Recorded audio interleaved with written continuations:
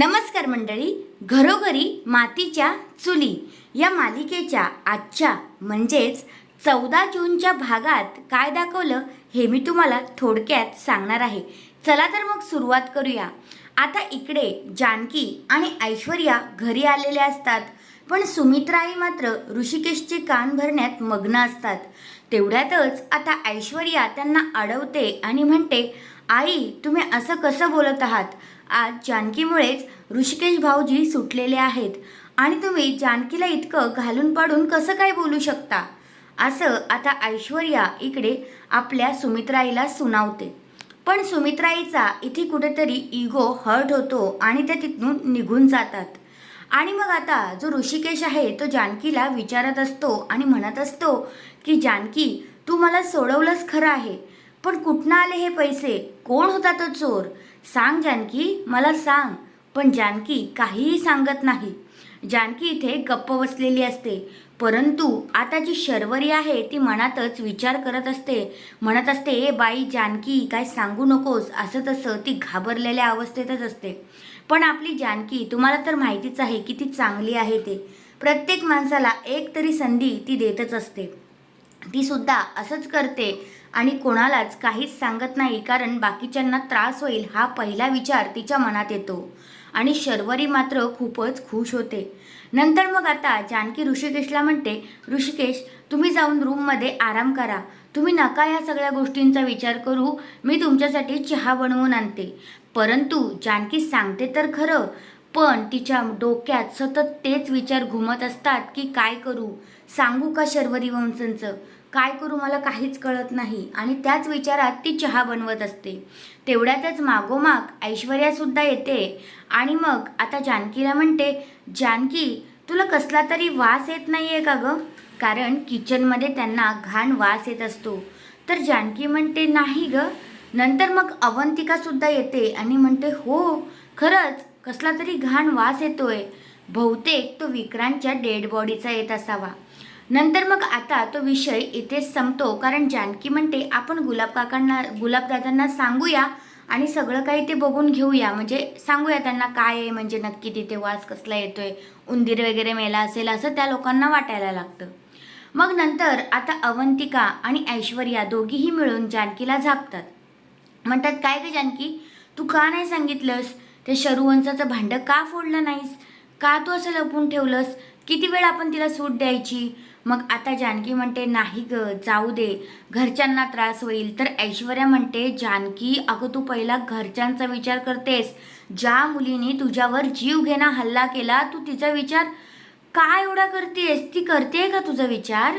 असं ऐश्वर्या आता जानकीची कान उघडणी करत असते. पण जानकी तुम्हाला माहितीच आहे कशी आहे ती या दोघींचं पण ऐकत नाही, कारण अवंतिकाचा पण फुल सपोर्ट असतो की सगळं काही भांडं फोडा. तर मग जानकी म्हणते, आपल्याकडे काहीच पुरावे नाहीत आणि आपण काहीच करू शकत नाही.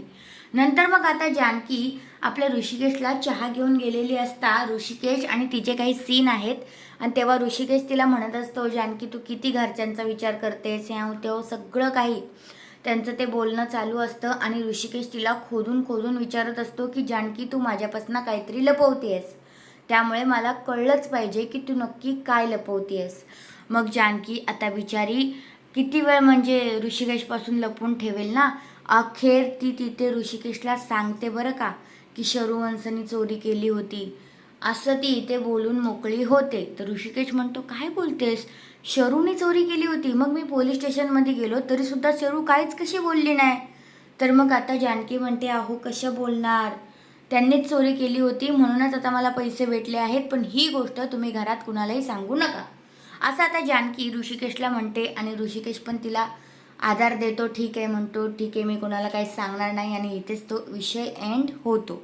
दुसऱ्या बाजूला आता जी शरू आहे ती राहुलला कॉल करते आणि राहुलवर खापर फोडत असते, तुझ्यामुळे असं झालं हे ते. मग नंतर राहुल म्हणतो, नक्की काय झालं, पैसे गेलेच का हातात ना? मग ती सांगायला लागते स्टोरी, कसं काही ह्या लोकांनी माझ्यासाठी ट्रॅप रचला, मला वाटलं होतं मी त्यांच्यासाठी ट्रॅप रचला, पण त्यांनीच माझ्यासाठी ट्रॅप रचला. असं आता शरू राहुलला सगळं काही सांगत असते. तर राहुल म्हणतो, तू मूर्ख आहेस, तुला कसं कळत नाही शरू, तू असं कसं केलंस? तुझा ना माझ्यावर विश्वासच नव्हता म्हणून तू पैसे घेऊन गेलीस. आणि त्या दोघांची ना आता चिडचिड, भांडण, नुसते त्या पैशांवरून वाद आणि तेच तेच फोनवर. पहिलं तर चांगलं बोलायचे आणि आता पैशांवरनं नुसते त्यांचे वादच झालेले आपल्याला इथे पाहायला भेटले. नंतर मग आता तो म्हणतो की तू पण जाशील आणि मला पण घेऊन जाशील, असं बोलून आता ते दोघेही फोन कट करून टाकतात. आणि तेवढ्यातच आता जी शर्वरी आहे ती फोन कट करते आणि फेकून देते बेडवर. आणि मागं वळून पाहते तर तिला धक्काच बसतो, कारण तिच्यासमोर जानकी, ऐश्वर्या, अवंतिका ह्या तिघी जणी उभ्या असतात.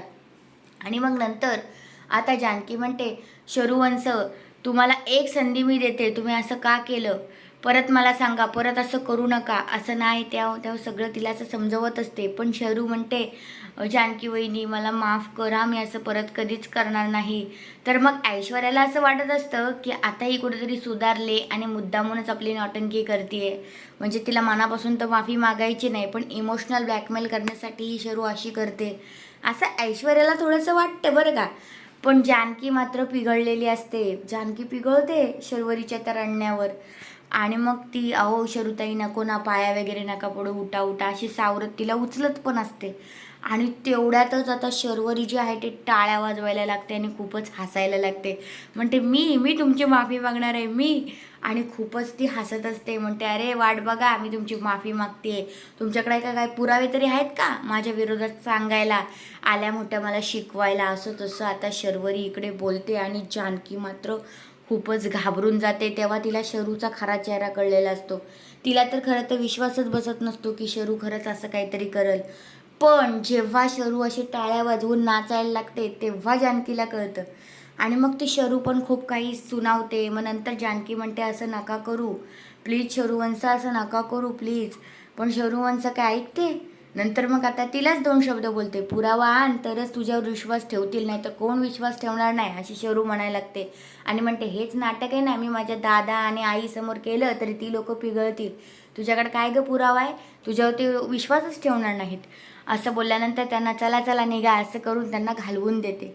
आता मग आता इथे जानकीने अवंतिकाला आपली ऐश्वर्या सुनावते. म्हणते, बोलली होती ना मी तुम्हाला, कशी बाई आहे ती, आणि तुम्ही हिच्यावर विश्वास ठेवत होतात, हिच्यावर, माझ्यावर तुम्ही विश्वास ठेवला नाही. मला माहिती होतं ही कशी आहे, ती क्रिमिनल माइंड आहे.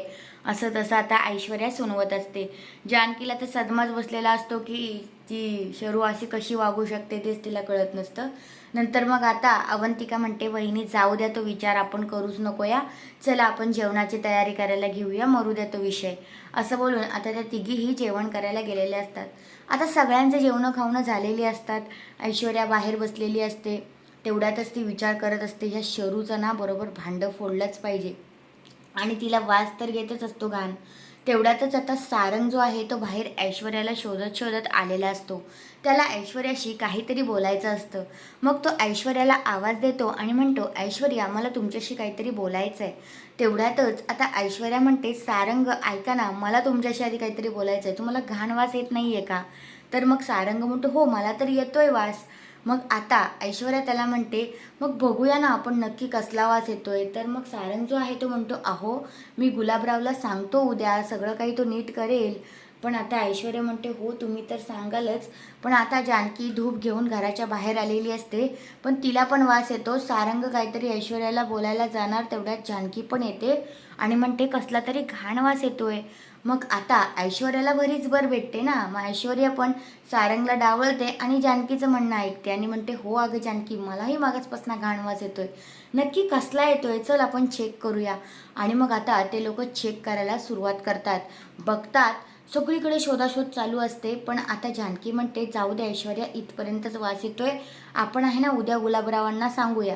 तर मग आता ती ऐश्वर्या काही ह्यांचं ऐकत नाही, पुढे जाते. मग नंतर सारंग जानकीला म्हणतो, वहिनी आता ऐश्वर्या काही ऐकणार नाहीत, जोपर्यंत शोध घेत नाहीत तोपर्यंत त्या तशाच करतील.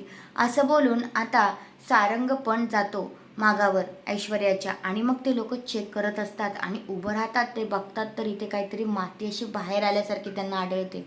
आणि तिथेच खूप मुंग्या वगैरे झालेल्या असतात आणि वास तिथे जास्त तीव्र येत असतो. आणि मग सगळ्यांना असं खूपच घाण वाढत असते त्या वासाने. नक्की इतका वास कसा, आता ती इतक्या दिवसांची डेड बॉडीचा वास येणारच ना, तो वास असतो. आणि मग ते लोक पारीपारीने असं खोदाखोद सुरू करतात आणि मग चेक करतात की नक्की इथे काय आहे, एवढा कसा वास येतोय. चेक करत असतात. पहिली जानकी, नंतर सारंग, नंतर ऐश्वर्या, असं टप्प्याटप्प्याने ती लोक असं खोदाखोद चालू असते.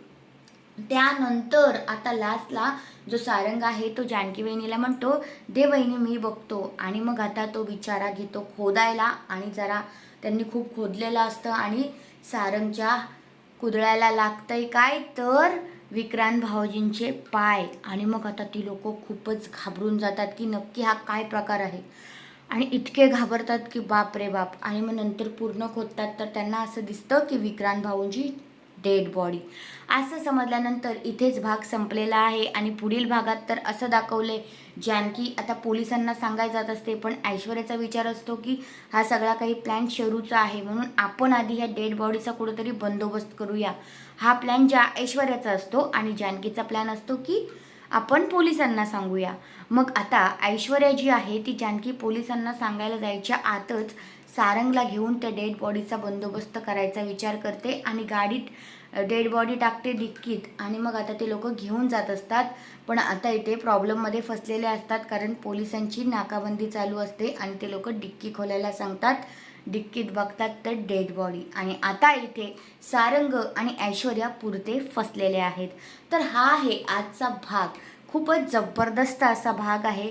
तर तुम्हाला कसा वाटला ते कमेंट करून नक्कीच सांगा. आणि अशाच मालिकेंचे अपडेट ऐकायला आवडत असतील तर माझ्या चॅनलला नक्की सबस्क्राईब करा. आणि तुम्हालासुद्धा घरोघरी मातीच्या चुली ही मालिका आवडते का हेही सांगा. धन्यवाद.